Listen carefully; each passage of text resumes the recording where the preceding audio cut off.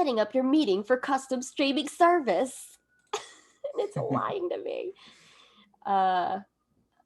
Okay, just did a sound check. It works. Gonna tweet it. We live, fam. Get in here. Get in here. Join my freaking Twitch channel. Okay. Good. We're ready to go. Amazing. Yes. Okay. Let's read the beginning. Welcome back, friends, to Attack the Pantry. I am Jenn de la Vega. This stream is a deep dive into ingredients, cooking techniques, and recipes to help you cook for yourself during this soon-ending quarantine and, well, you know, the rest of your adult life. Last time on the show, we talked to Chris Hernandez about basic design principles that I've been subconsciously using in my food styling. It's very illuminating, and it blew my mind. You can watch all the past clips here on my channel if you click on videos. The entire archive is located at youtube.com/JENNDLV, and make sure to subscribe there. Great news, I am a Twitch affiliate. That means that with every subscription, I get a tiny bit of pocket change to keep this stream going and to live as maybe a streamer / artist / internet person. If you have Amazon Prime, you can gift a subscription to your favorite creators every month. So if you have one, click on that purple button that says gift a sub and you'll get a little crown next to your name in the chat. There are lots of really great links below to support the artistic practice, but one really helpful way to promote the stream is to tell people you're watching right now. Like, tweet the URL, tell them you're watching right now, so other folks can join in on the fun with us here. Oh, Chris Olson, good to see you. Zach, hello. Twitch affiliate hype for sure.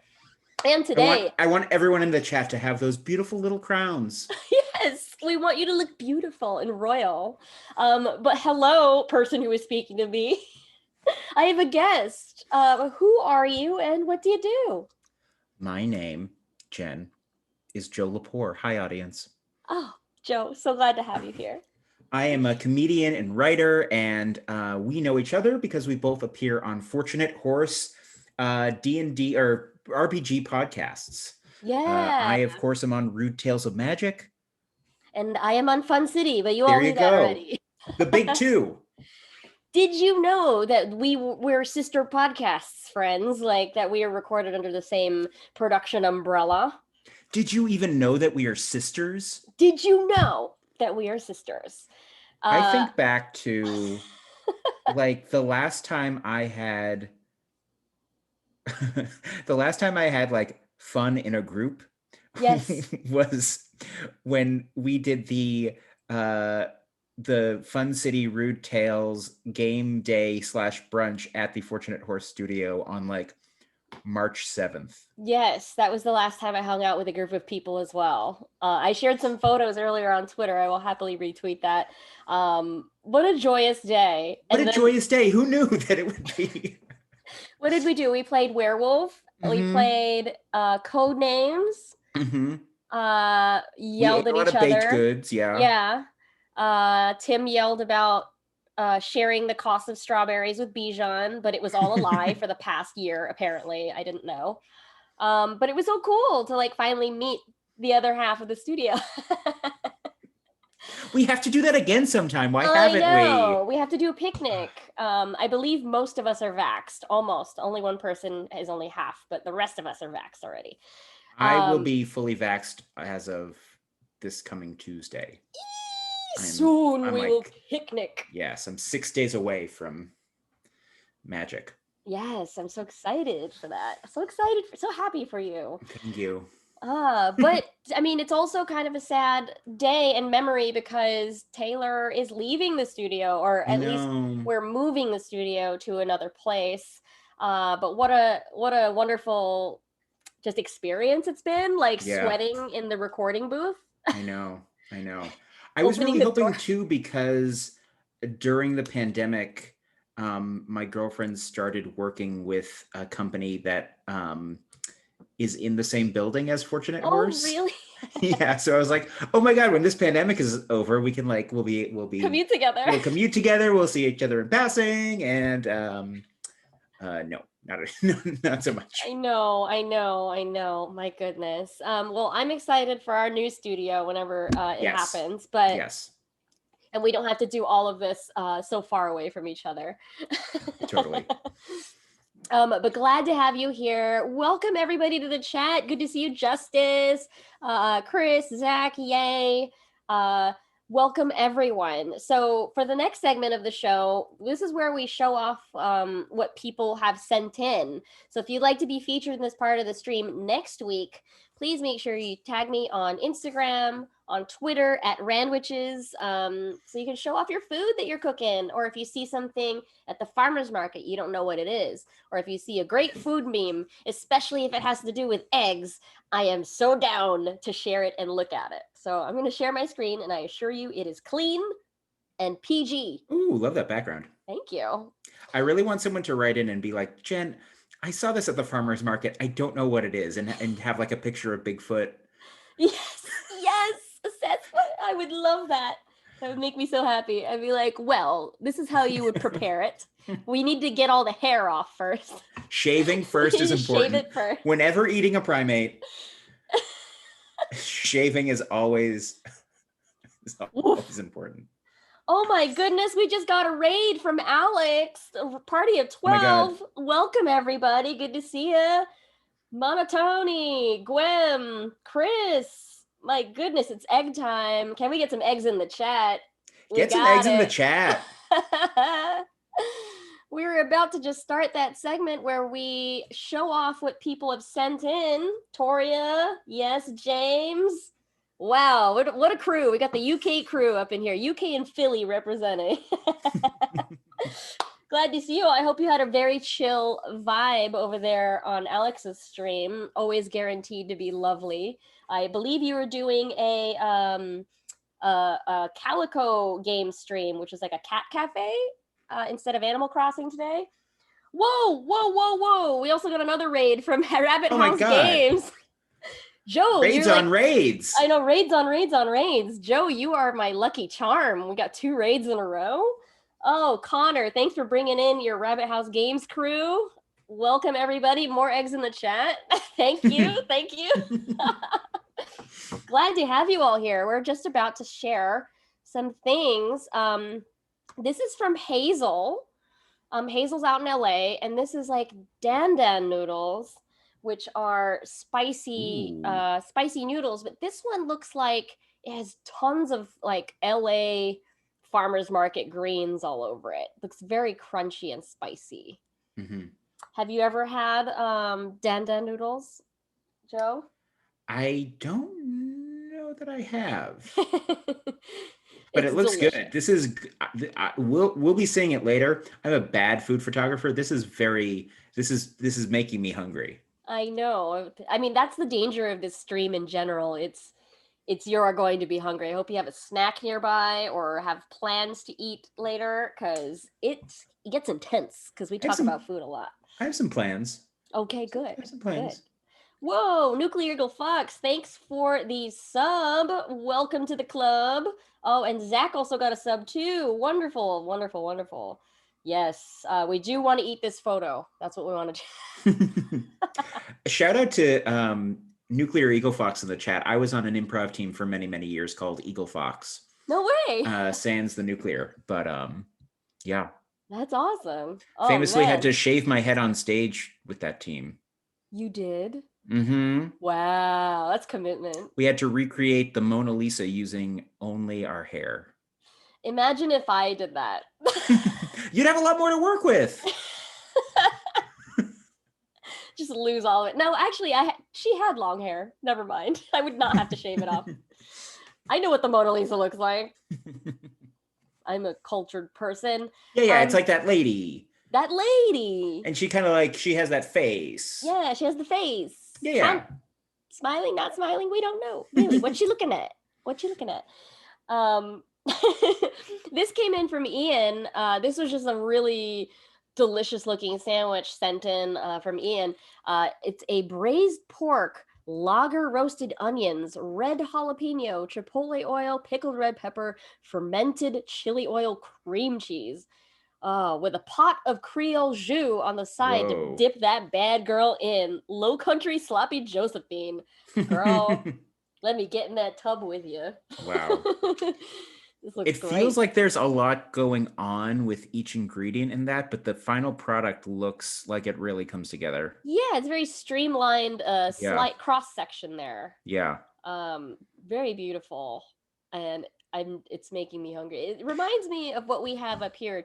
It looks like a chopped cheese up here. Except it's not pressed. Right. The fermented chili oil cream cheese sounds like something that would overpower everything else. Yeah, maybe it's that sounds. A bit. I don't know. It would have to be applied sparingly. I can't tell from this cross section. I know. We can't tell without tasting it ourselves either. Oh man. Catching up in the chat here, McScuttlebutt. I've never had Dan noodles, only Steve noodles. Good one, thank you. James asks, you ever put an espresso shot in a McDonald's vanilla milkshake? Hashtag Michelin-starred tips. I have not, and I don't really drink coffee. But neither do I. Excellent. Whoa, Joe, yeah. We have this in common. I know. Yeah. Are you sensitive like I am? I'm really sensitive to caffeine. I'm pretty sensitive, and also it just felt like I didn't want to be, beholden to it. I didn't want to need my coffee to wake up, Yeah. I think it costs a lot too. It does. Oh, we got a little interruption. Gwem has redeemed the taste test. So I will. Oh man, you should have seen it when I pulled out a chili jar, like a chili pepper jar out of the fridge, and I ate a spoonful. I couldn't speak for a while. Oh no. I'm not going to, no. This time I was prepared for you, Gwem. I knew you were going to do this. No, James, I'm not going to lick the screen. You can lick your fun. Y'all can lick your screens if you think that it's delicious looking enough. But I have in front of me some cream caramel that I made from scratch last night for ice cream. This is going to be relevant to what we talk about later because you have quite a sweet tooth. But I'm just going to take a knife's worth here. This is a very generous glob, like a very big thumb's worth, and I'm going to eat this. Have you ever made caramel from scratch? Yes, I have, but it hasn't been a while. But it has been a while. It's not my number one. I like it in small doses. Same. I would never eat another spoonful like this again. I know, I'm thinking it's just a lot of, I don't know. There's something about the like the mouthfeel and the texture. No. Oh, wait, we have another interruption. Oh, crap. This is the first time this has happened. Sorry to interrupt you. Go for it. No, I see sing mode. I'm going to set a timer for 5 minutes. And you don't have to do this with me, but I'm going to sing for 5 minutes everything that we talk about.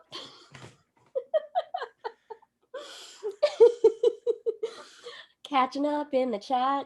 Thank you, Few Bad Dudes, for redeeming that. 2,500 points is a lot to save up.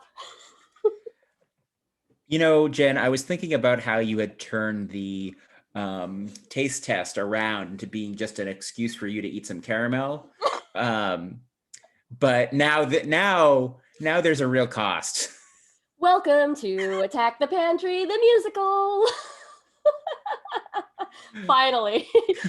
Finally. Yeah. There you go.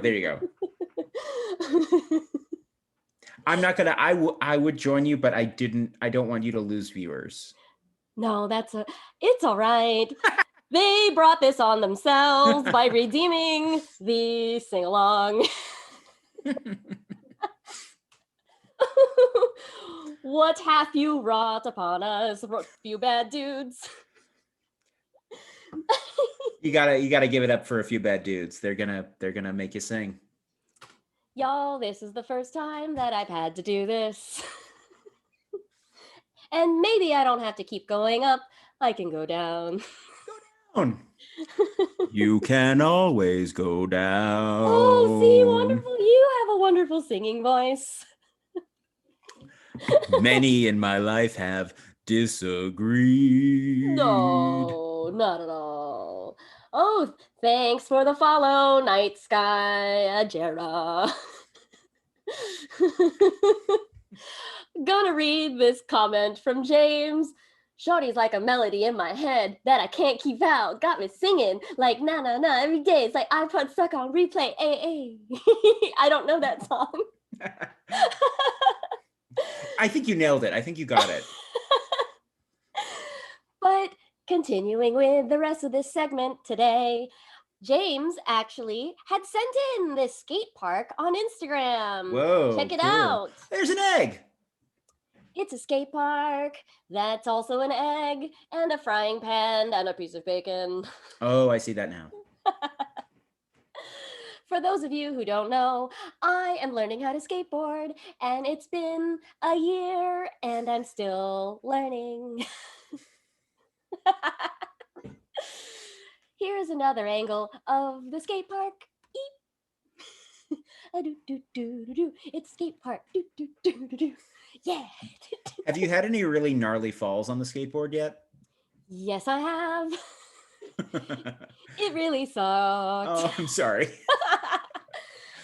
I wasn't doing anything very, very dangerous. I was just going down the sidewalk.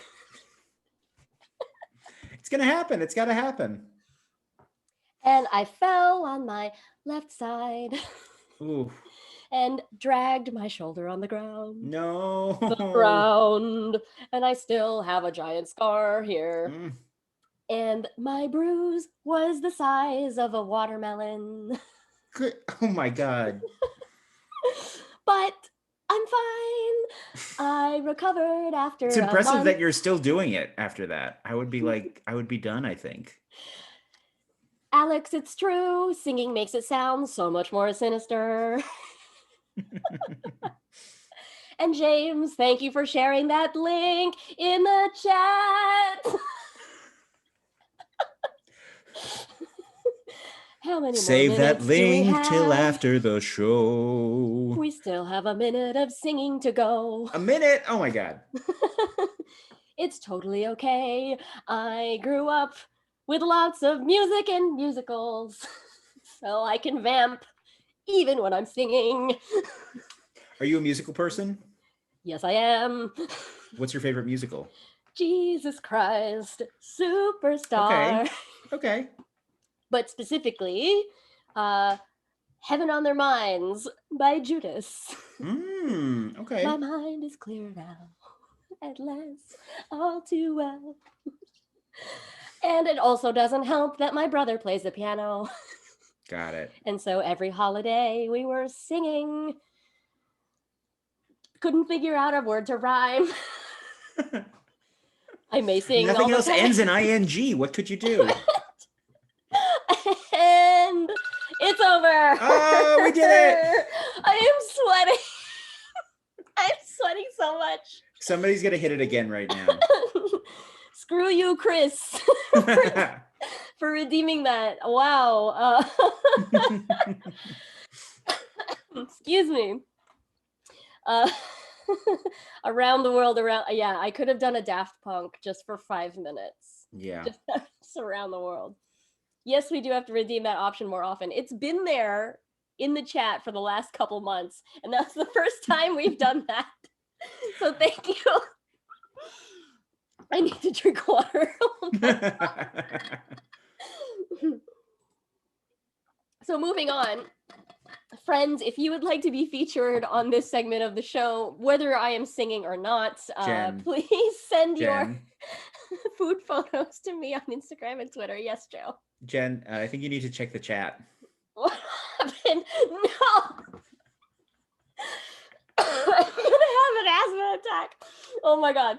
I'll do the singing for this section. You don't have to. No, I'll take it on. You did it all last time. I'll do it all this time. Okay, I'm gonna do 5 minutes on the clock. Joe, you actually sent in a bunch of photos for us to look at.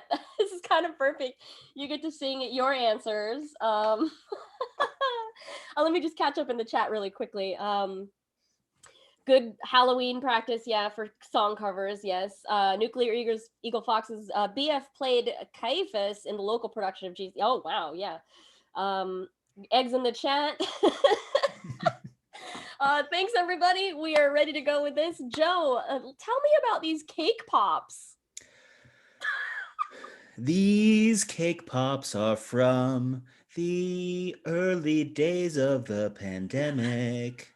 I don't know if you remember, but we were all desperate for things to do. And lots of projects. Lots of projects. Some people got a sourdough starter, but I did a Zoom baking competition to make cake pops. Me as well.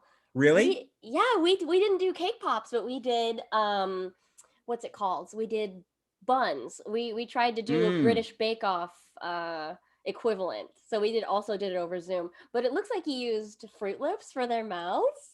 Yep, those are Fruit Loop mouths. We also had some GBBO rules. We had like 2 hours to decorate. And then we were judged by my friend's niece, who I thought I did pretty good given the constraints, but she gave me some serious deductions for not having scales. I mean, but you have the foam block. That is so professional to have the foam block. Thank you. Thank you. What, were they different flavors or was it one cake flavor? No, they were all one cake flavor, which was not great because cake pops are not that great to eat. Yeah, they're really more to look at. Let me just break it down for people in the chat. If you've ever had a cake pop, what they are is actually blended cake with icing or more frosting. So it's just and then you're putting more frosting on the outside of it. So it's just double frosting. I don't really prefer them. I think they're kind of funny and dense. Was that, I don't know, what was the texture like for you? They were pretty dense. They were pretty dense. dense. Dense.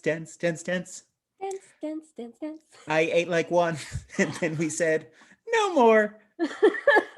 This was more for something to do than to actually enjoy. Sure. And I love the color that you have here. Was that like food coloring or natural coloring? They were different kinds of candy melts. Oh, candy melts. Okay, so the color was in the melts themselves and not an added thing. Cool, but they're a lovely color. Thank you. This is the validation I wanted when I made them. A year later, not too late, you know. Let's continue on this baking kick here.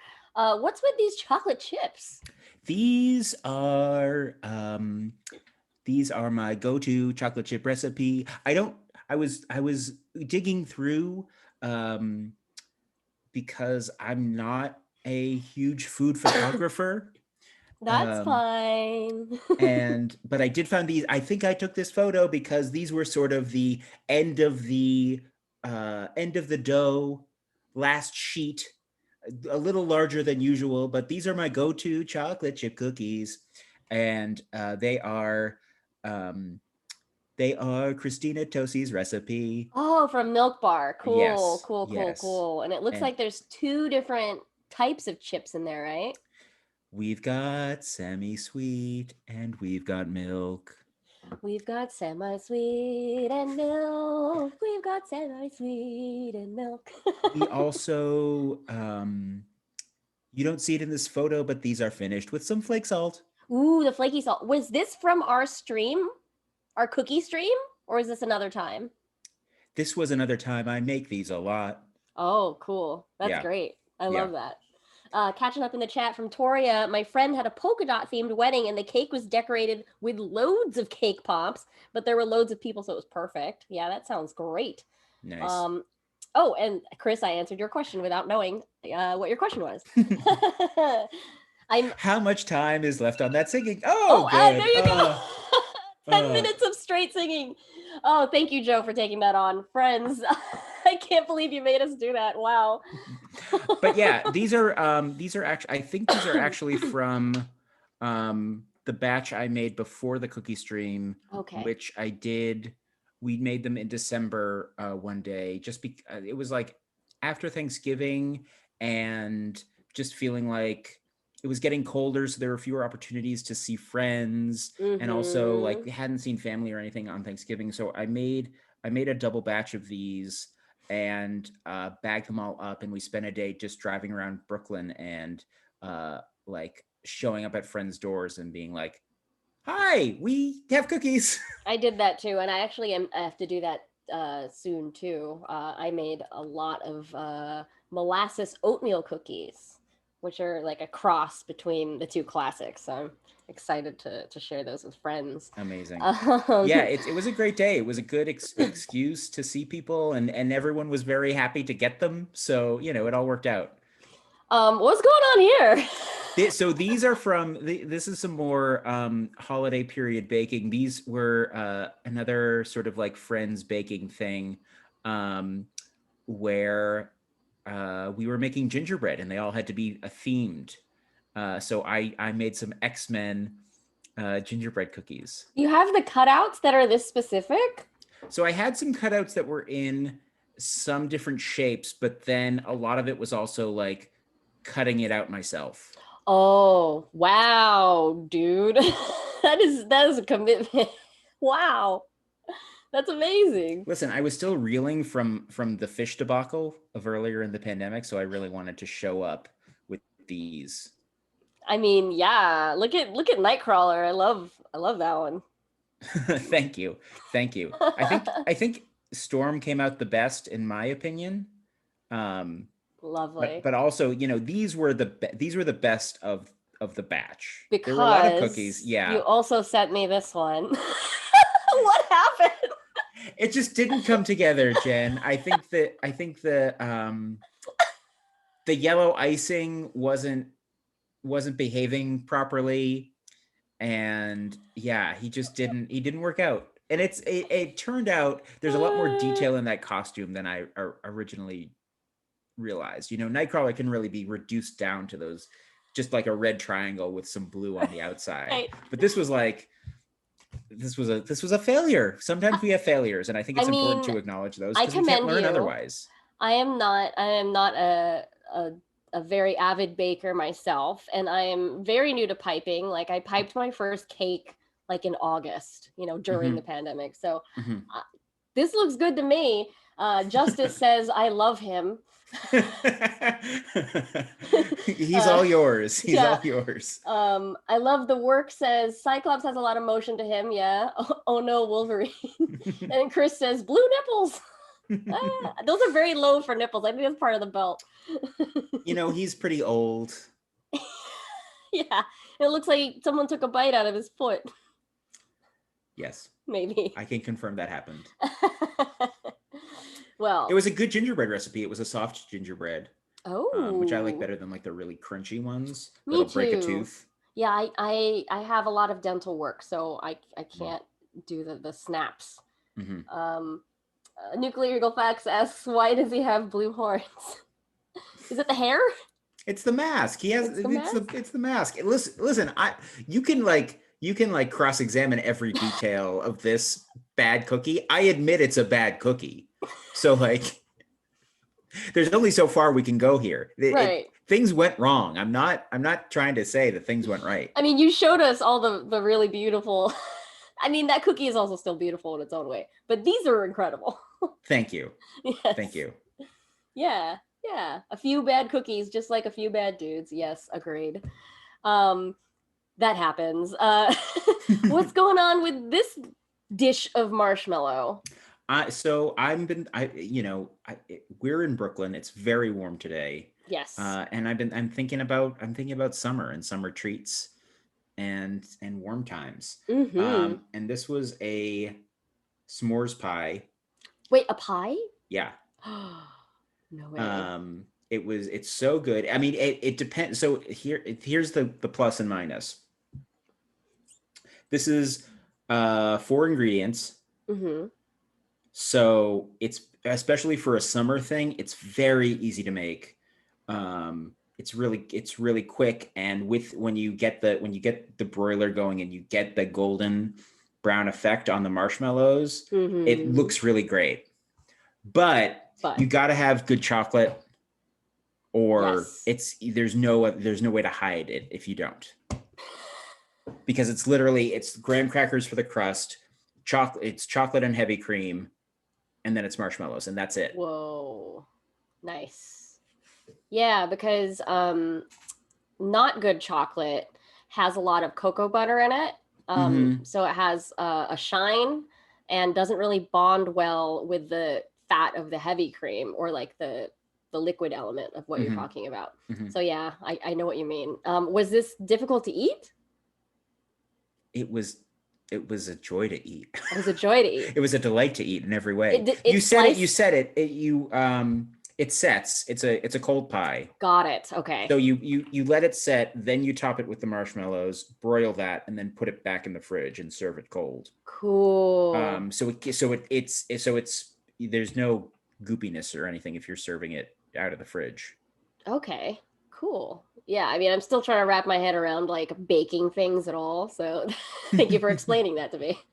My goodness. As far as baking things go, this is pretty, again, it's hard to fuck up in the baking of it. It's really like you do have to show up with some quality ingredients. Catching up in the chat here, Justice says a lot of folks here have opinions and not Wolverine cookies of their own. Thank you. Yes, thank you, Justice. You try to make a Wolverine cookie and let me know how it goes, okay? There's a lot of stripes. We get a question from Nuclear Eagle Fox. Is it crushed graham cracker like a Jell-O pie or just regular crust? It's crushed graham cracker. Okay, cool. And did you put melted butter in that also? I don't think so. I think how does it bind? I think it binds, that's a good question. It's okay. You don't have to. I'll have to look back because on the I have it on the recipe card as a 4-ingredient. You keep recipe cards? Yeah. Oh, it's great. Well, it's Kelly, my girlfriend, and I both do. That's awesome. Yeah. I don't really hear much about people keeping recipe cards these days. Yeah, we have a couple cookbooks we go to, and then I don't know. I just find like we have a lot of like go-to recipes from the internet, and it's just easier to, rather than like printing out a piece of paper. Yeah, no waste. I like that. I mean, I like the card. It's something you file away. Yeah. I want to get back into it. I have a really bad habit. Like, since I'm a recipe developer, I have notebooks of like kind of my lab notes. But I'll start writing a recipe in one book, and then like when I have a breakthrough, we'll grab the nearest book and write the conclusion. And so they're all scattered across different books, and it's really hard when you're trying to write a cookbook. Because you're like, oh crap, I gotta go back through all of it.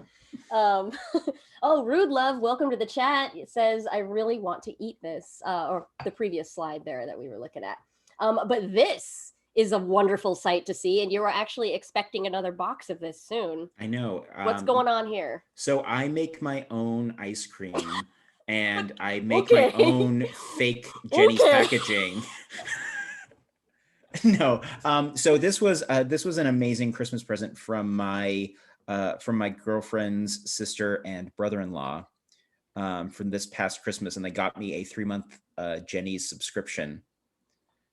So I got starting at the end of February. This was the first box. Cool. And each month I've gotten a shipment of 4 surprise pints. Oh, you say they're random ice creams? Yeah. We could go that far. This is like in the spirit of my cooking ethos, which is random sandwiches. So I love that idea. I worry about this because I could never fit 4 pints in my freezer. Oh no! Because I'm a hoarder, so my freezer is always full. We have a super empty freezer right now. We just had to our ice maker like frosted up. Oh no, yeah. So we had to defrost basically everything. we had to defrost everything. So Damn. I've got some bare shells now ready for the Jenny shipment that's scheduled to deliver today, which is On my its final box, and I'm very way. excited to see what the final 4 flavors are. It's like a sneaker drop, but like ice cream drop. Yes. It's like a merch drop. You're like, Yes. that's amazing. So of these 4 flavors, which one was your favorite? My I think my number 1 was the wild berry lavender. Ooh. It was a very it was a really delicate flavor for an ice cream, and just like refreshing and good. And I love berry stuff. Um I love fruity flavors. So that one for me was a big one. I know I was talking to you before we started the show, that Tim Platt from Rude Tales of Magic is a big Jenny's fan, and his number 1 is the goat cheese with red cherries. I think I would love that one. Yeah. It was good flavor. I would say I'm more a berry guy than I am a cherry guy. Okay. So with that in mind, so that was goat cheese with red cherries was right there in the mix. But Okay. I think wild berry lavender got over the finish line. Real quick, berry power rankings. Go. Blue number 1. Black number 2. Lovely choice. Yes. Straub number 3. Rasp number 4. And what am I forgetting? What's another big berry? Cran number 5. Cran.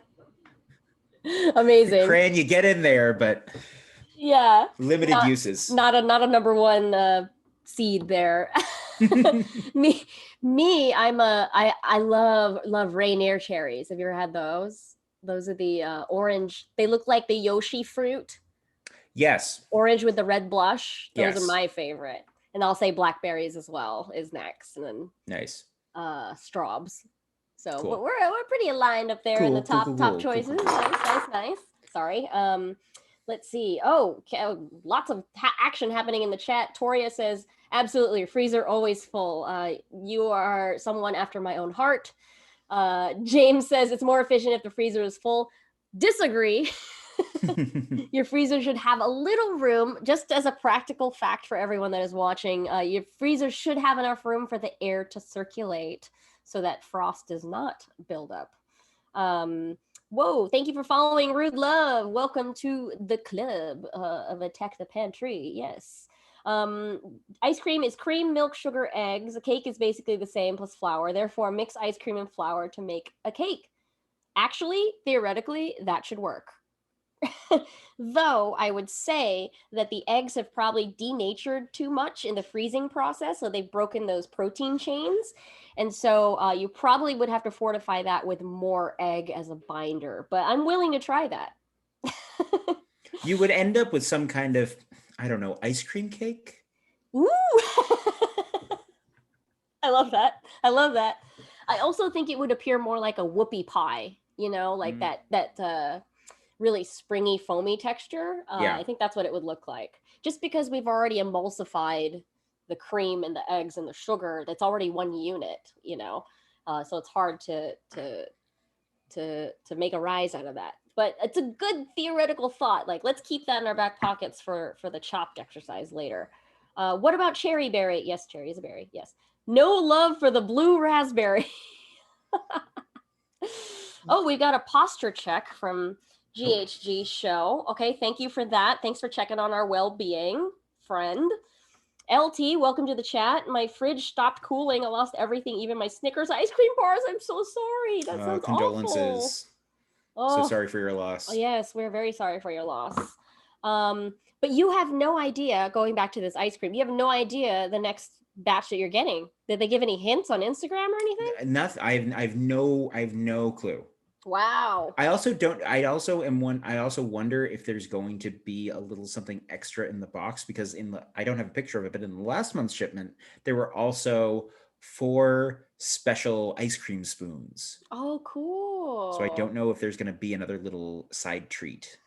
Oh my gosh. Okay, the chat is looking after our entire well-being. So we've got redeemed stretch. So Joe, if you could give me a little stretch.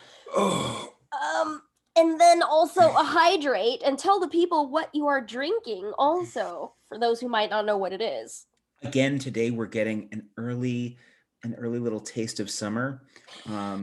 So I'm going to be hydrating with a unique blend of iced tea and lemonade I call an Arnold Palmer. Lovely, lovely combination. My brother loves an Arnold Palmer no ice. I think that's very antithetical to summer, but to each their own. Is the no ice just like a dilution thing? Is it just a temperature thing? I think it's a dilution thing and a temperature thing, sensitive teeth. Oh. Mm-hmm. Yes, Chris, I don't think I've ever seen cherry berry in the store, but I would like to eat it. Yes, and Chicken Handbag was just telling Alex about how penicillin is the best cocktail, all the important flavors. I could go for a cocktail. Actually, I will be making cocktails later. I'm testing a marigold syrup, sour. Yes, did you know you could eat marigolds and use them as tea or like steep them? It's very, very cool flower. I had no idea. Oops, why is a connect to server thing open? Okay, I think those were all the like food photos that you sent in. I think you're Actually, if I may take a break, I don't think we went over the things I made this week. Oh my god. Ooh, hello, Patty. This is an unassuming chicken burger. Inside there are ponzu braised onions, so in the mix, as well as a Cambodian chili pickle. So this is a spicy chicken burger. Okay. But you can't really see it unless you zoom in and like look. Just on a very simple Martin's potato roll. I'm a huge fan of trying to hide ingredients, or like it just looks very unassuming. Like at a pop-up one time, I served this ramen and handed every customer an egg. And I was like, you need to crack that into your soup. And they were like, no, I'm not cracking a raw egg into my soup. That's weird. And I was like, you just gotta trust me. And so when they went to crack the egg, it's a sous vide custard egg. So it was fully cooked. But I called it, the chicken and the egg ramen because it was a chicken python ramen, and then you cracked your own custard egg into the soup. So I love tricking people with stuff like that. It's very fun for me. Do you do a lot with ground chicken? I've had a couple of chicken burgers, and I don't. Yeah.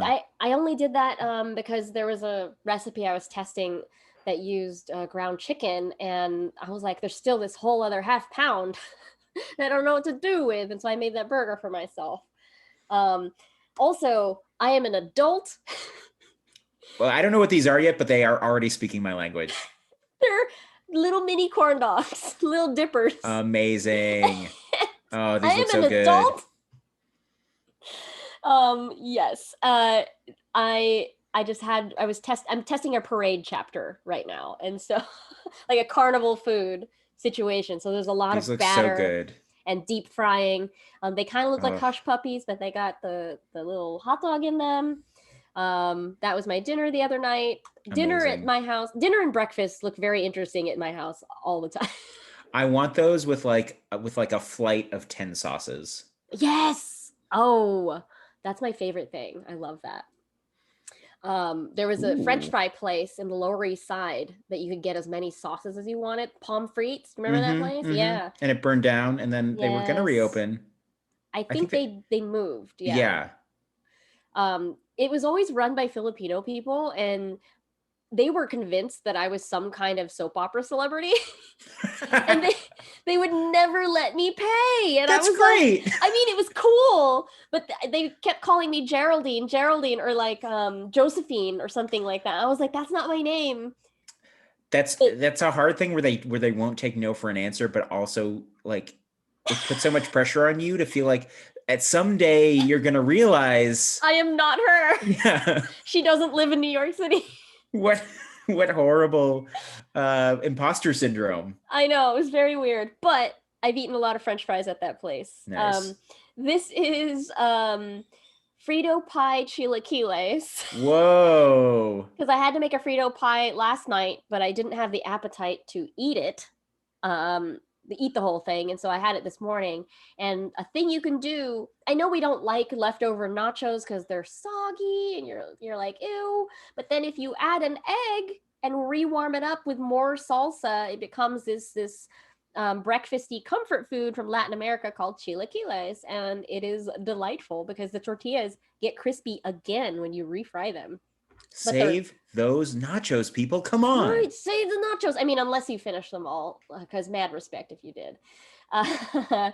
But I got some pickled purple carrot and some salsa verde and more chiz. Lots of stuff. My goodness. And then finally, I have been working on a lot of Filipino basic recipes. So like there's a lot of common breakfast things like beef tapa, like this one is pictured here, or like adobo, or the really well-known dishes. So beef tapa is a steak that is marinated for a while and then air dried like beef jerky. Whoa. But then before it gets too dry, you deep fry it. Okay. So it's like fried beef jerky. I'm getting there. Yeah, and it looks really good. It's just got the marinade gets all like caramelized, you can see, it gets all shiny, but it has this like delightfully tough jerky texture. Like it's not too tough. Yeah, exactly. You can still bite through it. But I had it here with some egg white omelet and some basil. Did not have time to make rice because that is the traditional way to have a tapsilog or beef silog. But yes, that was my breakfast the other day. That's what I've been up to this week. So friends, reminder again, if you would like to share your cooking photos with us, we would love to share them and cheer you on the stream. That's what we like to do. Inspired by your corn dogs, can I talk about hot dogs for a second? Yes. Something Always. A summer tradition of mine, and something it going in the totally opposite direction of those corn dogs. Yes.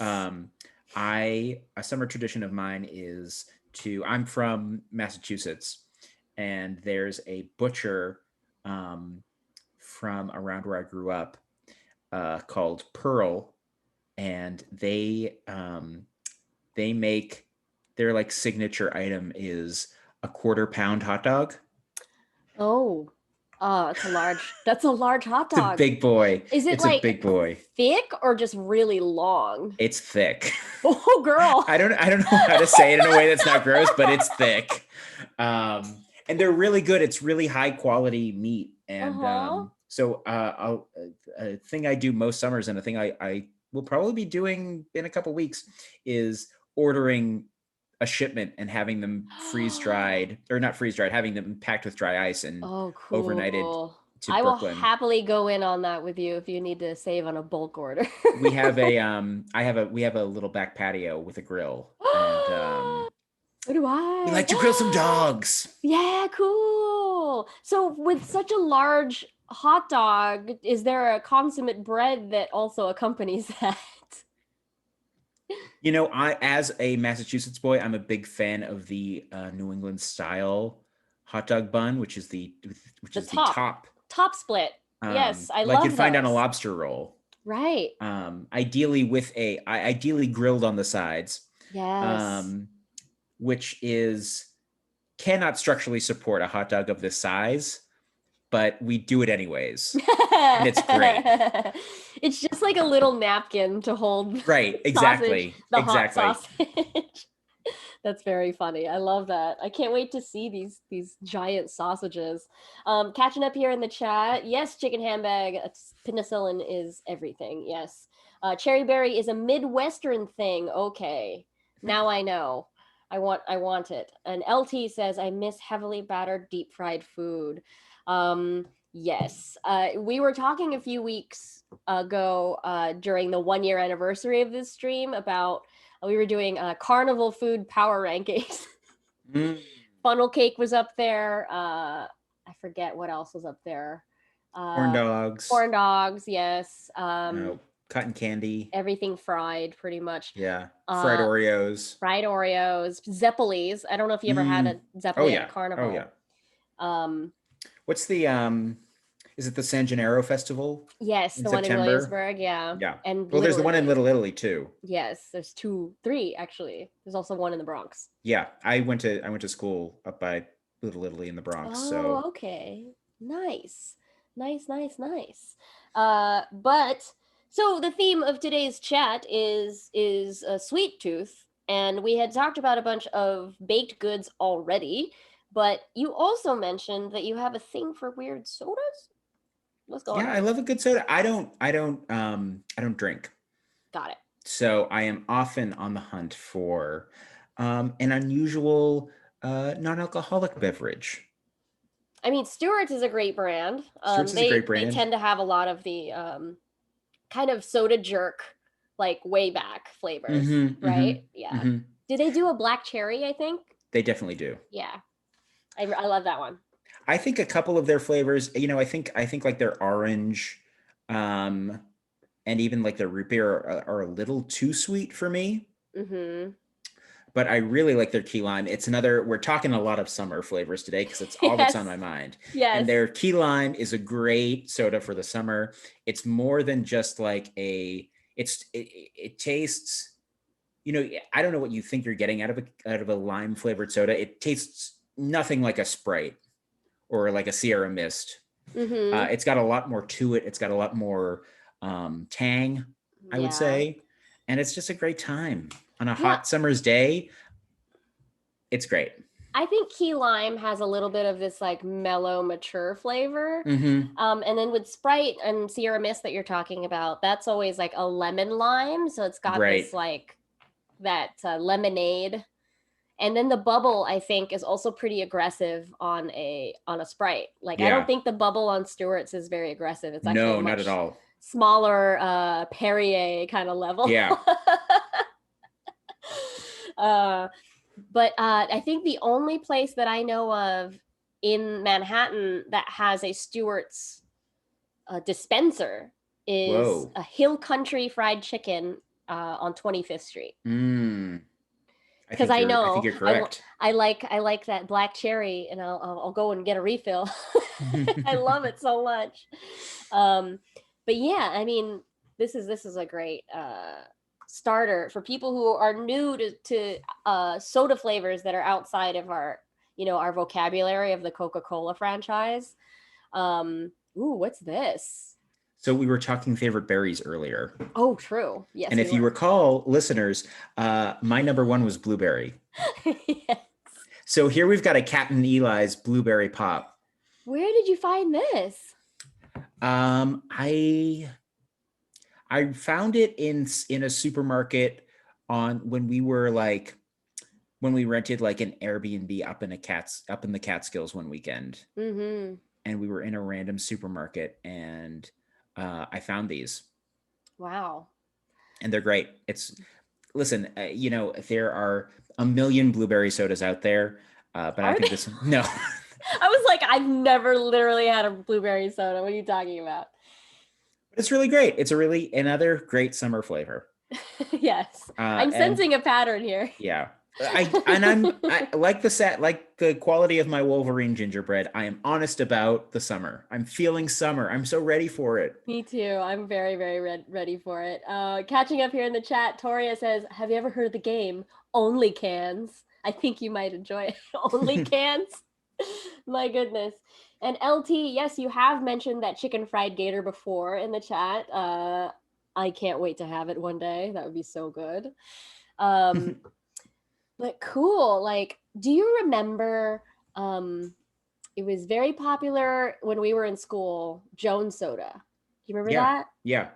Yeah, I think they had They had those like cool labels with like a photograph on them. Photos, yeah. And they had like very vivid color sodas, like yes, bright red, bright green. They had like a sour green apple and like a blue raspberry or something, or a blue lemonade. Mm-hmm. Oh my goodness. I don't think I've seen the word Shirley Temple together in a long time. Listen, if you think they're for children, it's time we took the Shirley Temple back. Yeah. Reclaim the Shirley Temple into the night. The Saranac Shirley Temples, bottled Shirley Temples are great. The Shirley Temple also was another thing that during the pandemic we got into making a lot, which is it's just ginger ale and grenadine. And it was one of those things. One thing that I found myself doing, especially near the beginning of the pandemic, but throughout, has been like trying to do things that remind me of pre-pandemic life. And so like making a Shirley Temple is something that that just feels like it doesn't feel like something you have at home. Yeah. You know, so making one has been fun, or getting one in the store. It's a treat. Well, I don't remember the different iterations of it. So like I think there were different names for the different combinations of grenadine. Mm-hmm. Is that right? Yeah, there's like one Coke and grenadine was something. I'm forgetting what that is, but that does have a name. Yeah, I'll have to look it up another time. But I remember if ever I was at a hotel bar with my grandpa, because he would take me to dental conventions like out of town, like we'd go to Florida. Jealous. Yeah. So when I was little, I got to go to all these like dental conventions to get free toothbrushes. But we would go to the hotel bar and he would go get, a drink for himself, but then he would order me a Shirley Temple and I would get, the cherry in a martini glass. And so I like felt really grown up, and I'm little, so I'm holding it with both hands. It's very fond memories with the Shirley Temple. My goodness. I think those were all of your soda photos so far. Yes. But I'm going to stop sharing my screen so that people could see our big heads.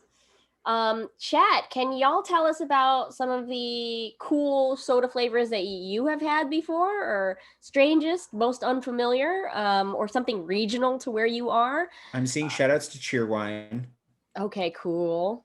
Cheerwine in North Carolina. Is that right? Following Toria's Only Cans. I thought you were making a joke with Only Cans, but it actually is a soda can photography game.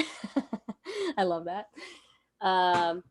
But yeah, sound off in the chat. Any sodas that you've had that were interesting? We'd love to hear about it. And I guess we can open it up to some questions for a time, if you're okay with that, Joe. Questions about baking, about having a sweet tooth, about sodas, maybe about some of our projects. But we are here to hang out with y'all. Oh, wow, there are 18 of you here in the chat. Very exciting to see you all. Welcome. For those of you who don't know who I am Jenn Vega. This is my weekly show on Wednesday called Attack the Pantry, and we talk about food. My guests are not chefs. My guests are always people that I know or creative folks from other projects that I've done. And we just like to talk about cooking and make it feel like it's something you can do, do it yourself, because we're here to help. Okay, so catching up here. Bacon flavored soda from LT. Have you really had that? My goodness. I buy it from the bacon fad. Oh yes, okay, that does make sense, because I have had a bacon fat washed tequila or a whiskey before, so it makes entire sense that you could do a wash on a soda as well. Toria says, I love Phantom Melon or Shake. What's that? Melon soda with grape jelly. Ooh. Oh, in Japan? That sounds cool. Gwem says favorite soda is German soda, a sour rhubarb. Wow. Interesting. Gwem, what is Chinotto? I don't know what that is. Hey, Shmas, welcome. Glad you could make it to the chat. I grew up going to Vegas in for Christmas, and one of the attractions there is the Coke Museum. In Vegas? They have an outpost there, or they did. Because I know there's the one in Atlanta. Yeah, so that's the original. And then so they had an outpost that's very similar in Vegas. So they give you this fake tour of a fake factory in Vegas. But the end is what you wait for. Like the end is amazing because it's just like rows and rows and rows of fountain soda dispensers. And so you can make a giant suicide cup of all the flavors. And I think my favorite, I was very surprised at myself because I was a sweet-toothed young child. I really love the pear flavored. I get that. Yeah. I think pear soda would be good.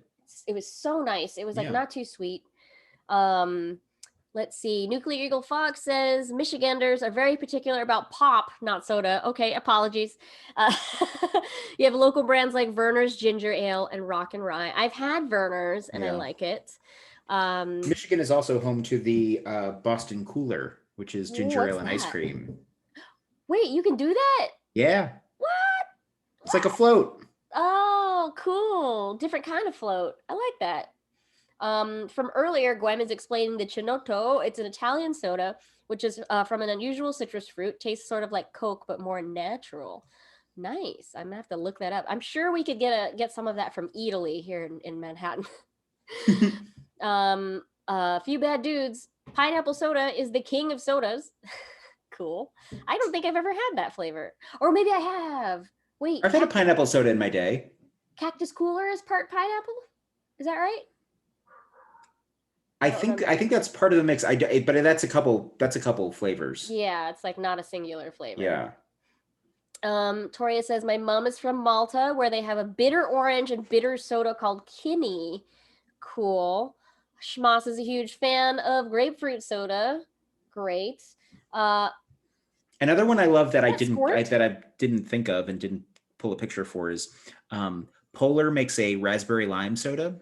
That's a big fave of mine. Soda, not a seltzer? Not a seltzer. Polar makes sodas. Oh, cool. Grapefruit. Yes, grapefruit. I recently, for this book that I'm working on, learned how ginger beer is made. So there's a vital difference between ginger ale, which is a simple syrup of ginger mixed with soda water, and ginger beer, which is a fermented soda. So just how you would make sourdough, there's a starter. It's called a ginger bug. Whoa. It's very cute, and it's actually very easy to do. It's raw ginger, sugar, and water, distilled water or bottled water. And then you let that ferment for like a week, and then you mix that with more ginger and then a gallon of water and let that ferment for 7 more days. You got to stir it. You got to, just like you would with a sourdough, you got to take care of it. You got to stir it. And then you bottle it, keep it in a dark place for 2 days, and then it's ready. And it's funky. Amazing. And awesome. And every batch is different depending on where you make it, because the ambient yeast in my house is very different from the ambient yeast in your house. So they'll have different flavors. Yeah, we actually have really good ambient yeast in my house. Really? It's not a big deal. You had some successful stuff. Yeah, it's just like, I don't know. We imported it. It's not a big deal. Somebody just took their sock off and just waved it around. Gross. That's where some yeast. No, you're right. Ginger bug sounds like a term of endearment to like a precocious child. Oh, hey, like, get in here, you ginger bug. It also sounds like a 50s sock hop dance. Yes, totally. Ginger bug. Ginger bug. Yeah, Bundaberg's ginger beer from Australia for the win. Yes, Fitzmurphy, good to see you here. Haven't seen you in the chat in a minute. Extra dry ginger beer is the king of sodas. I do love a dry ginger beer. It's extra spicy for me. I love that. Yeah. Nuclear Fox has a question for us. What RPG, fantasy, sci-fi, cyberpunk food do you most want to try? That's a really big question, because what world are we talking about? Yeah, this is very. There are several worlds to choose from. My goodness, I love a lot of like fantasy books, like especially like Brandon Sanderson stuff or Locke Lamora. And I was reviewing Locke Lamora outline recently because I talked to this podcast called Imaginary Worlds about this topic, about food in fantasy. Oh, cool. And there is one drink that I've always wanted to try. It's called a ginger scald. It's like a ginger golden liqueur in Locke Lamora. That's something I want to make. I feel like I could figure it out. I feel like I believe in you. out. I believe in you on that. I want to put glitter in it. Is that wrong? No, no, nothing's wrong. It's fantasy. Do Yeah, whatever you true, want. true, true.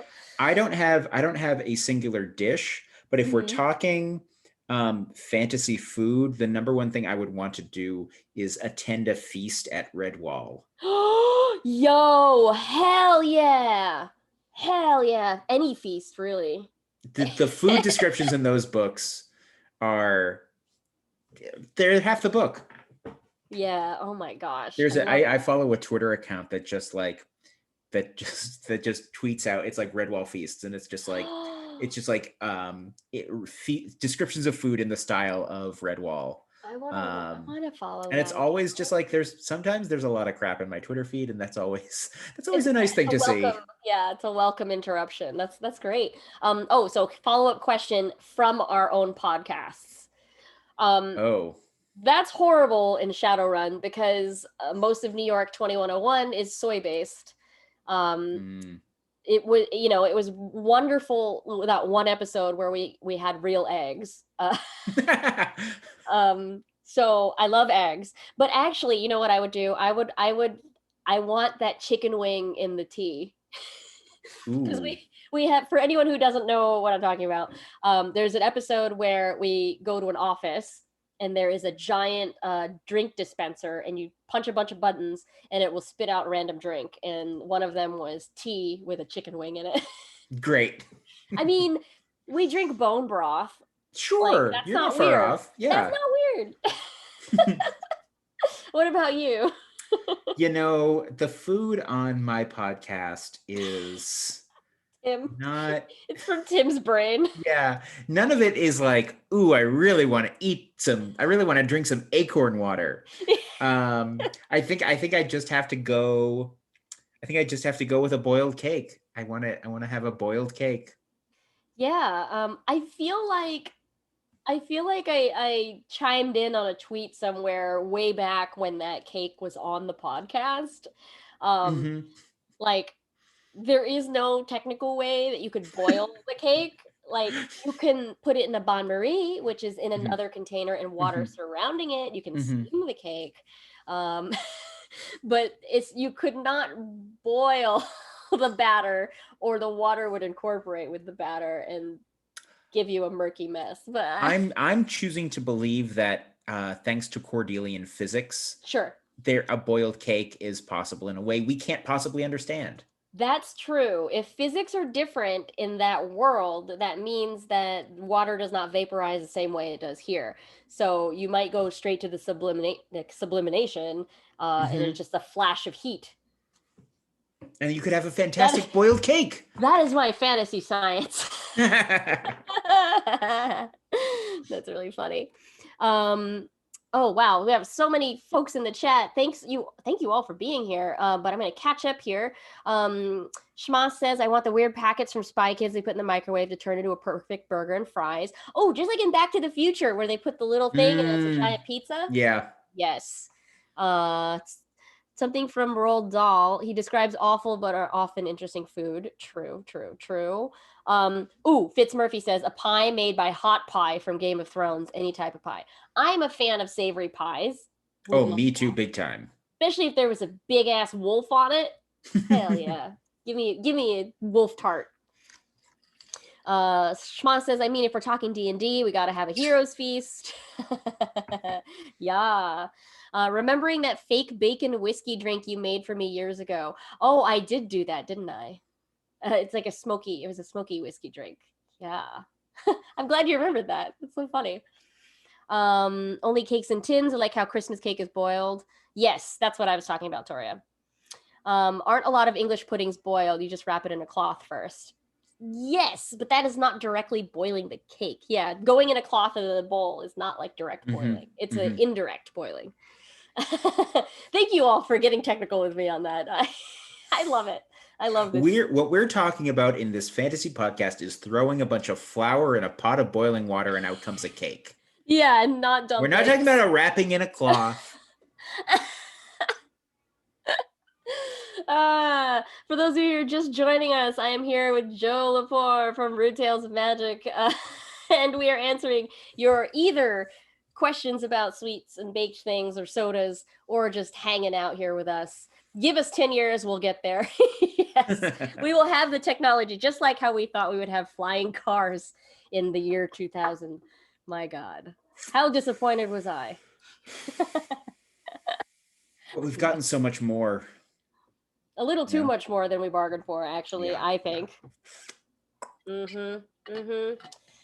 Yeah, they're focusing a little too much on the self-driving car when you should be focusing on making it fly. Yeah. Thank you. Maybe take some of the technology out of the dang phone and put it in a flying car, America.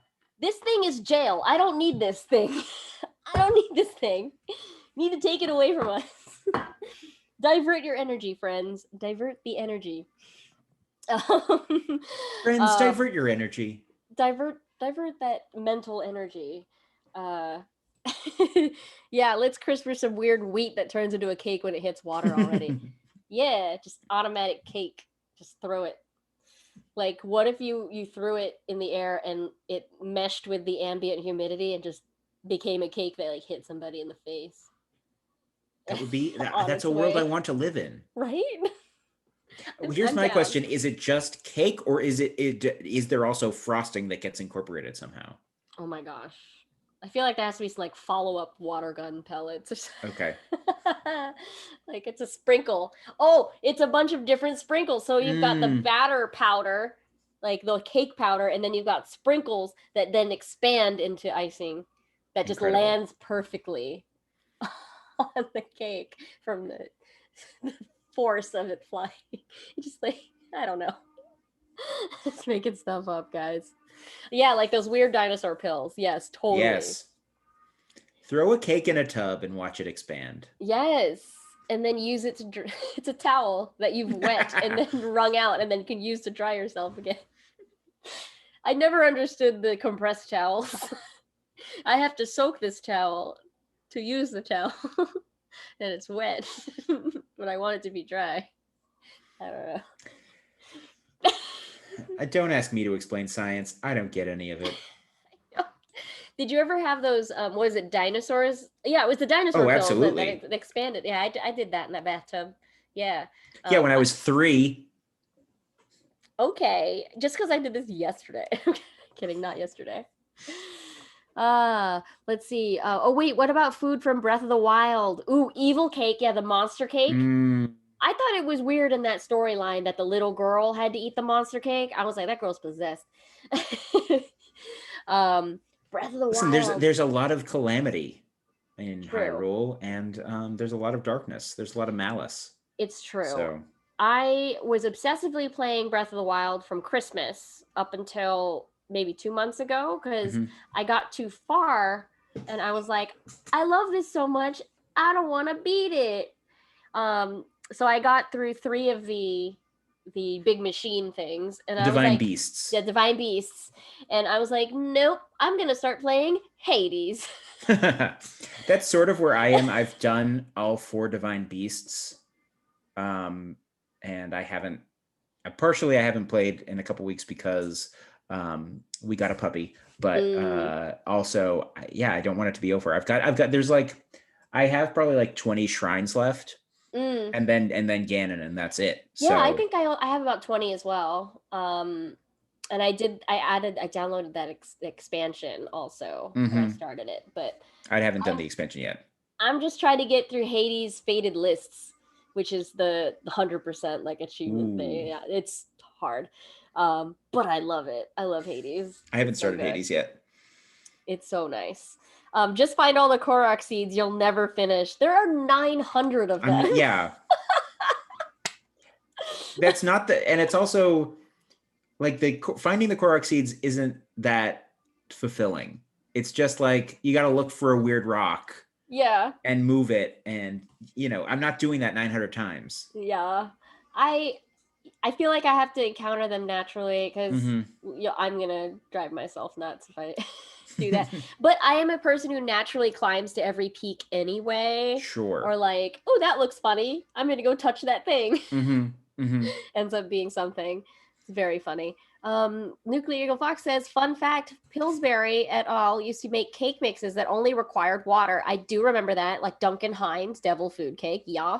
They used powdered eggs, but they removed those parts because customers thought they were unfair because the baker didn't do enough work. I remember that. Where the cake boxes went from, was it water only to vegetable oil and eggs with the water for that shine.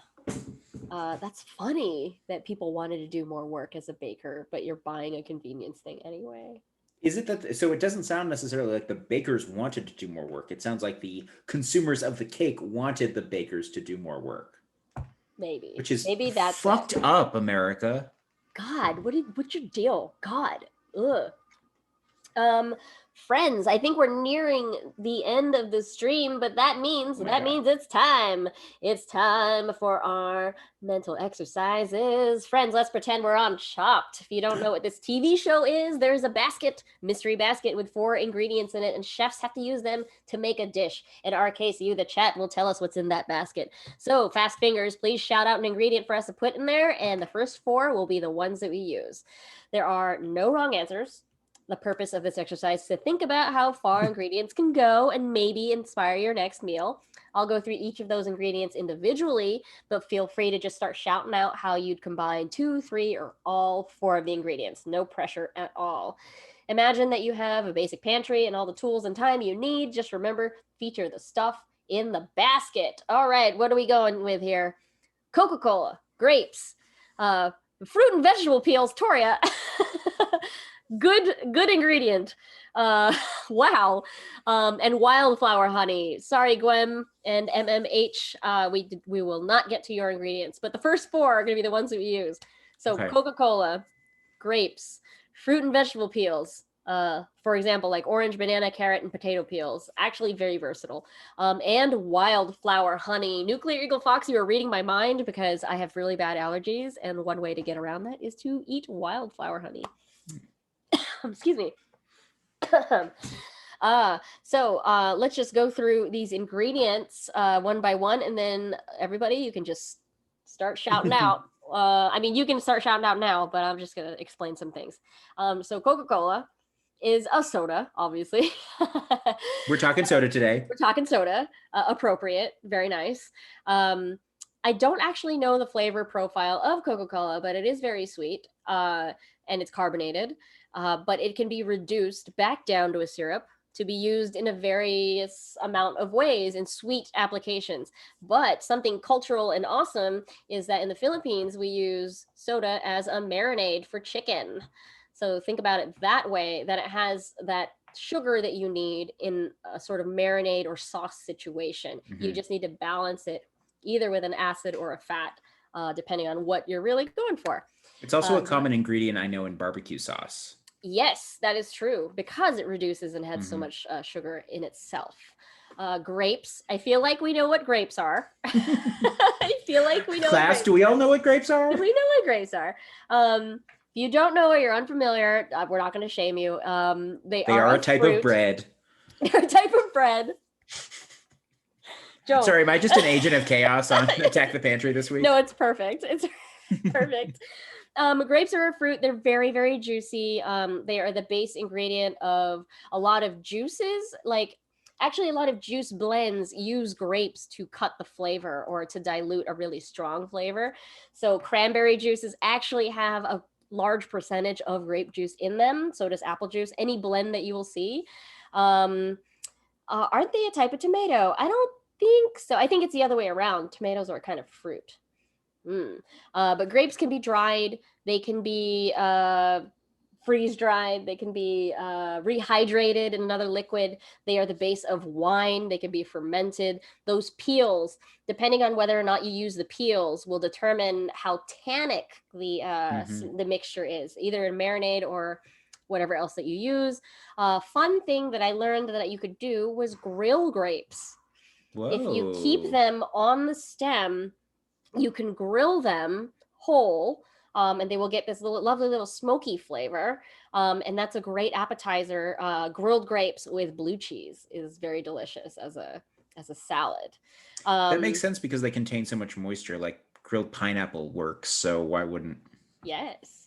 You just wouldn't take them off the stem. Yeah. Because that would be, you just got loose grapes all over your grill. That would be a new kind of game, trying to fish out grapes from the grill. My goodness. Don't use your fingers. Don't use your fingers. My goodness.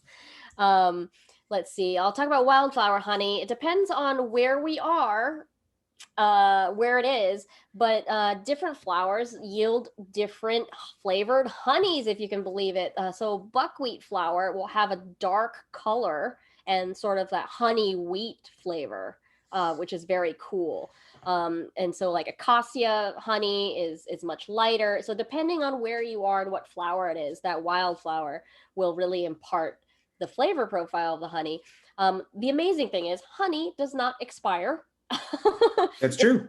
The magical bee concoction. It will never expire. It can be diluted. It can become its own simple syrup if you add some water.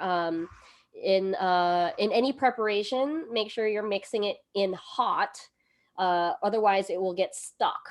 So if you're trying to make a honey ice cream, you've got to melt it into the cream base and then freeze that. Because if you just straight up put honey in an ice cream maker, it's just going to tangle. Because it hardens. It's like it's got a lot of natural sugar, so it hardens very easily in cold temperatures. But just remember to apply some heat, and it should be fine. What else about honey? It can crystallize over time. So pretend that we fast forwarded and you wanted to use crystallized honey for something. That'd be cool. But it can do a lot of things. It's a natural sweetener. It's lovely. It marries well with a lot of acids and citrus. I don't know, lots of honey possibilities. And then finally, Toria, I kind of love that you threw this curveball, lots of fruits and vegetable peels, like orange, banana, carrot, and potato peels. This is actually a very versatile like set of things to use, because I just learned that you can cook banana peels as really? like a pulled pork situation. So they have to cook for a very, very long time that the fibers break down. And then I've also read that you can do banana peel bacon, that you've dried and pressed it long enough that it becomes a crisp situation. But that's a lot of process heavy stuff. Yeah. The carrot and the potato peels, perfectly fine to use raw. Like carrots can be eaten raw, so that can be in a lot of salad prep, carpaccios, whatever else you think, like a topping for a taco, lots of things. They can be deep fried. It can be like a vegetable nest. Like I forget what that's called in Japan. There's like a vegetable nest with potato and what's it called? But the potato peels can be chip-like. They can be you can leach the starch from them if you blend them up and you get a potato starch from that. There's lots of really cool possibilities with all the waste, but I kind of love the idea that we're using them. The orange, though, you can use the zest. That's perfectly fine, but you cannot really use that pith because it's very bitter and not very appetizing to eat. Yeah. But you can leach a bunch of essential oils from the orange to like flavor things, or even make your own liqueur, or like infuse a sangria that way. But I think that was all of the ingredients. Wow. That's a lot to work with. Joe, are you thinking about any specific combinations right now? I mean, you sort of you definitely hinted at what I'm thinking. When I'm seeing, Coca-Cola, honey, we only really have the peels. We don't have like a lot of we don't have a protein. We don't have something to like really make a dish. But I think about like pretend you got one in the pantry. Like we have a Food Network pantry, like a. Let me throw this out at you. Sure, let's hear it. We take the Coke, we take the honey, we get that in a pot, we get it boiling, we throw some orange peel in there. Yum. We get a weird dark syrup. Ooh. And we use that and we glaze some damn grapes. We have candied grapes, lovely. which is again a sweet tooth treat. Yes, sweet tooth treat. Into it. Very into it. Let's see. How do I make crystallized honey back to clear? I actually don't know. I think it's just a lot of stirring. I think it's just lost a lot of moisture. It's down to its base crystal situation. So, but I would not dilute it unless you were going to use it, because once you introduce more water to the situation, then you're introducing microbes into the air and like potential for spoilage. Oops. Oh, my thing actually isn't plugged in. I'm so sorry. Be right back. Oh no! What happened? Now you just have me, audience. Uh-oh. Here's what I think you can get honey decrystallized by. Yes. Okay. Oh, it wasn't plugged in all the way. We almost died. Been there, done that. What a nightmare! I'm so glad we still have you for these last few minutes. Okay. I think you can get. I think like putting crystallized honey over a low heat will bring it back to liquid form, but you have to be pretty careful about it. Because it's usually in a plastic container. Right. Yeah. Maybe in a double boiler situation. So like a pot of water. Yeah. In the container instead of over direct heat. Yeah. That's safer. Schmas says, I think there's a weird molecular gastronomy way you can make carbonated grapes. I think you could. Yes.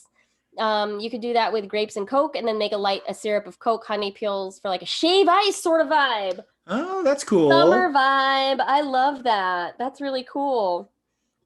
Yeah, I think that you literally just put the grapes in a carbonation canister and then run CO2 over it. Whoa. But it's in this closed chamber. It's like a very, it's a very specific tool that you would only use for that thing. Or like if you were making your own soda all the time, then yes. It's like a closed chamber for a soda stream. Right. Because I think my dad had one when I was younger. Yeah, my parents definitely had one. I think there was a fad in the 80s totally. of like carbonating your own, but like pre-soda stream, like getting the cartridges and like carbonating your own sodas and making your own like whipped cream and stuff. Yeah, it's so funny, like the appliances my parents bought from a door-to-door person. That doesn't happen anymore, and that's like not really a thing here in New York, at least for us. But now we have Instagram to push those weird appliances at us. And they're always so right. I do want them. Let's see. Catching up here, Nuclear Eagle Fox says you could use the veggie peels in stock. True. This is very true. LT says some type of cola glaze over the grilled peels. I don't know what to do with the grapes. You don't have to use the grapes if you don't want to. Yes. Schmas is confirming you just have to warm up the honey again. Thank you for that. Pretend in the pantry you do have some kind of protein, but you want to focus on the stuff that was given to us. So again, to reiterate, how would you mash up Coke, grapes, fruit and vegetable peels, and some wildflower honey? So a fun thing to do is to think about something that you already know how to make and then try to swap things in to play around. So like if we had a sandwich or if we had nachos or a soup or a salad, like how would you switch things in, my friends? So like the grapes, like I would do a grilled grape salad, make a vinaigrette with the orange zest, add in some carrot peels as like some lift in this like actual salad part, and then do a Coke and like red wine vinegar garlic vinaigrette. I think you could put a lot of these together and do like like the Coke, maybe a citrusy peel, an orange peel, a lemon peel, the honey, maybe introduce something with a little heat, something spicy like a red pepper or chili oil or something, and make like a chicken wing glaze. Oh yes, barbecue. We can do ribs that way. Use that same sauce on everything. Add a little fish sauce for like a Kansas City style. That'd be so cool. Yeah. This is a great idea. Last call for ideas, friends. I'm going to read some of these off, and then we're nearing the end of the show here. Nuclear Eagle Fox says Coke marinated pork chops with grape, honey, orange glaze sauce. Oh, that sounds great. Yeah. Schmas, you could make a tart that has like a honey and soft cheese base and then make a bunch of rosettes with the peels. Yes, beautiful. Okay. Of like root veggies and citrus and stuff, glazed with the Coke and grape molasses. Yo, if you made a molasses out of the Coke and what? Shut up. That ingredient alone is enough to like do so many other things. Yeah. Like roasted chicken, like over yogurt, over ice cream. My goodness, this is what we do the show for. Like, yeah, yes, it could lean sweet or savory depending on how you season it. I love that. Friends, if you have any additional ideas, I love hearing them. Just please feel free to tweet me at Randwiches, either on Instagram or Twitter. And don't forget to send your photos to me. But I think that's it for today. I have to say thank you to Joe for bringing your weird sodas and your weird cookie to the stream. It was such a delight to sing with you today. It was such a delight to sing with you, Jen. I always like singing with others, especially in an improvised. Oh my goodness, that's the first time that's ever happened. I guess more to come in the future, my friends. Now that they know it's there. Oh God. The dam has broken. I know, my goodness. But Joe, how can people find you and what do you have coming up this week? You can find me on twitter.com at JPLEPORE, my last name. You can hear me many times a month on my podcast, Root Tales of Magic. We also have a live stream show this very Friday. This Friday. Yes, it's at 9 p.m. Eastern. We've got a pre-show, a fun pre-roll that starts at 8:30, but the show starts at 9 p.m. Eastern. It's called Root Tales of Magic Live Cruise Control. Cruise Control. Now, I, as a member of the party, I don't know anything more that our DM Branson has planned. Oh no! But I know there's going to be cars and speed and high octane danger. And what more can you ask for? It's going to be a fun time. Too fast, too rude. I cannot wait to join you this Friday. Friends, I put all of those links in the chat so that you can follow Joe and head to the show with us on Friday. But again, thank you, Joe, for being here with me and sharing your sweet tooth with all of us. This was a blast. Thanks for having me. Yes.